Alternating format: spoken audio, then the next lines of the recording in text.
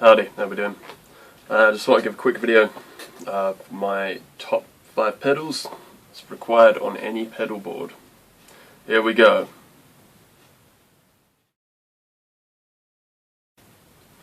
So, a tuner. It's pretty obvious. Unless you're blessed with perfect pitch, you're gonna need a tuner to keep your instrument in tune for the benefit of your bandmates and the audience watching you as well. So yeah, pretty self-explanatory. Get a tuner.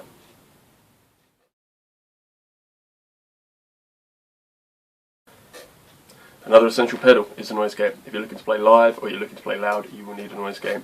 A noise gate will basically get rid of any hiss, buzz, crackles, pops, farts, whizzes created by your guitar or any of your effects or your environment. So yeah, very inexpensive. I've had a Boss NS2 for years. It still works. It's built like a brick shit house and it's amazing. Good thing about it as well is it also has a loop built into it, so if you have any particularly noisy effects, you can actually run them through that loop to isolate them. Very good. Number 3, a compressor. Massively overlooked pedal, especially in the metal community. I've used one for about the last year and a half, and I don't know how I lived without one before, basically.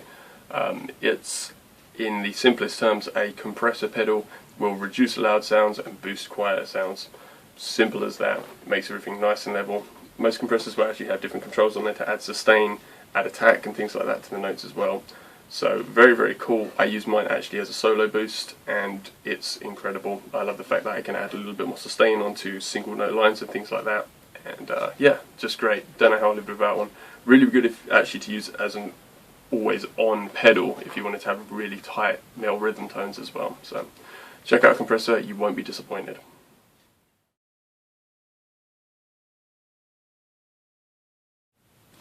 Number 4, going to be a little bit of both, so we've got sort of delay or reverb. Delay or reverb is really good just for adding a little bit of colour to your tone, and actually if you really want to live out your sort of 80s hair metal sort of things as well, you can stick fucking loads of reverb and delay all over your guitar solos and things like that as well. It's a good way. I actually kind of enjoy using a delay for my lead playing as well, but I kind of like it if I'm doing any clean guitar parts, because that way it just doesn't make anything sound too dry, it gives it a little bit of life, a little bit of oomph. Adding reverb will give it a little bit of room so you can make it, you know, sound a little bit better and not so dry and lonely when you're playing a clean guitar part. Highly recommend it. I think everyone could do with a reverb or a delay pedal, whether you're playing heavy metal, country, funk, pop, you name it, you could use a delay or a reverb at some point. So yeah, highly recommend looking into one.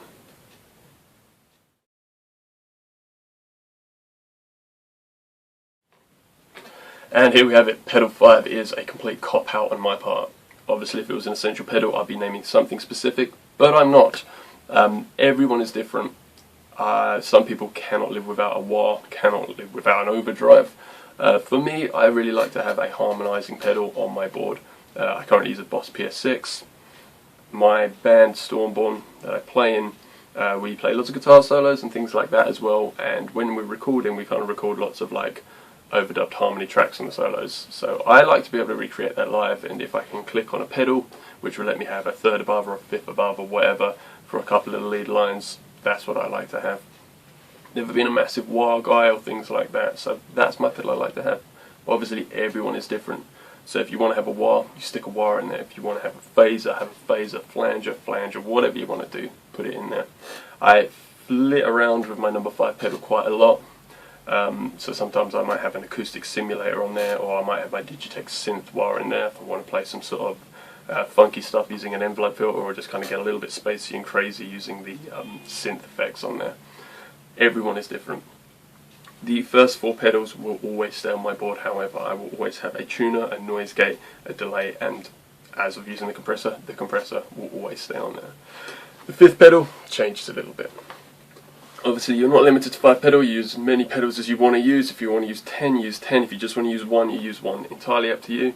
They're my essential pedals, and I think they would benefit anyone on their board.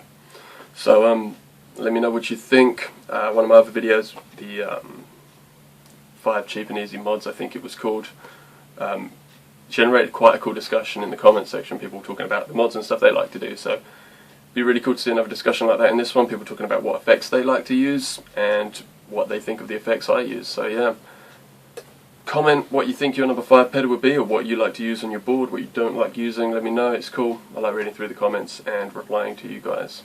So anyway, hopefully the next video will not be another 6 months time, it will be a little bit sooner.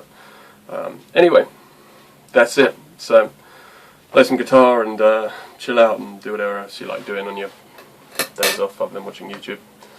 Yeah. See you later.